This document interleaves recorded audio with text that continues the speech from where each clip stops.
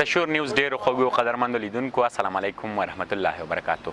تمه د روغ جوړ خوښ او خوشحاله به راغلی یم په خوست کې د نشهیي توکو په وړاندې د مبارز نقیب الله ځلاند سره مرکه لرم. تمه ده دا مرکه تر پای واورئ او له نورو ملګرو سره یې شریکه کړئ. ځلاند صاحب په ټولو یعنې مبارزې ډېرې کېږي، نو دا مو څنګه خوښه کړه چې تاسو په نشهیي توکو کې له دولت سره همکار اوسئ او په دې توګه مبارزه پیل کړئ، او دا مبارزه مو له کومه ځایه پیل کړه؟ له شور ادارې څخه مننه چې موږ ته د مرکې لپاره وخت راکړو. راځم لومړی قدم کې ستاسو پوښتنه ته چې څومره وخت کېږي چې په خوست کې د نشهیي موادو په وړاندې مبارزه پیل کړې ده. په خوست کې څو میاشتې کم 2 کاله کېږي چې په خوست کې د نشهیي موادو په وړاندې مبارزه کړې ده. هدف هم دغه دی چې د راتلونکي نسل څه ډول کولی شو چې راتلونکي نسل په ذهنونو کې یو مثبت انګیزه خپره کړو او د راتلونکي نسل مخنیوی کړو.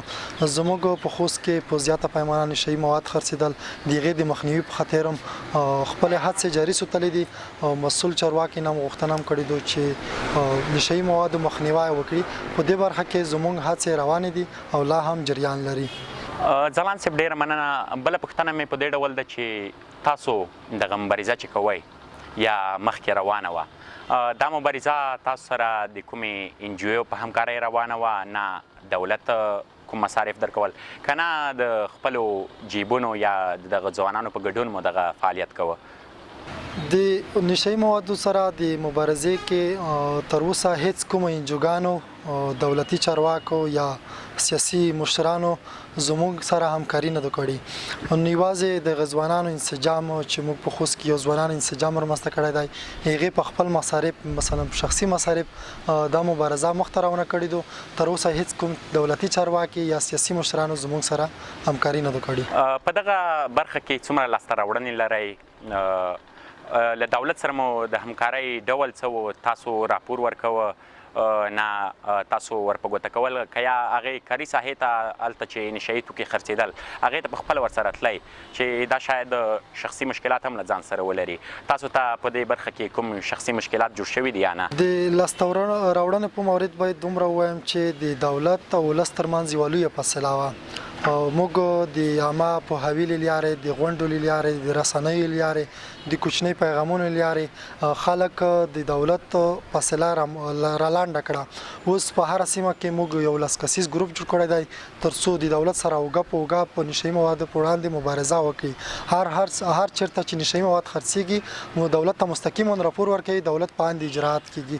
لاسته راوړنې لکه څه ډول چې په دې وروستیو کې د نشهیي موادو لاسته راوړنې لري، که څه هم په خوست کې نشهیي مواد کار کلم نشته، هم مسجدو لاسته راوړنې لري چې په هغه کې د چارس پوډر، اپین، شیشه د دولتي ادارې څخه نیول شوي دي. ډېره مننه ځلاند صاحب محترم.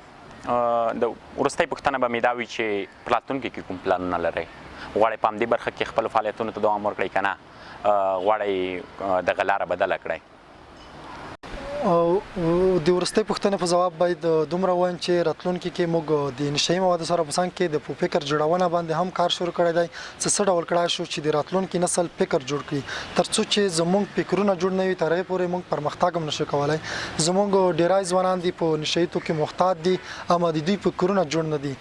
د نشهیي موادو سره په څنګ کې زموږ په فکر جوړونه هم کار شروع کړی دی او انشاءالله یوه مثبته نتیجه هم لاسته راغلې ده او په راتلونکي کې موږ هر کلي، هر ولسوالۍ، هر سیمې ته څو غونډې به جوړوو تر څو د نشهیي موادو زیانونه خلکو ته بیان کړو، تر څو د خلکو زیانونه، د نشهیي موادو زیانونه تر څو د خلکو کې یو مثبت طرف ته لاړ شي، تر څو د نشهیي موادو څخه لاس واخلي.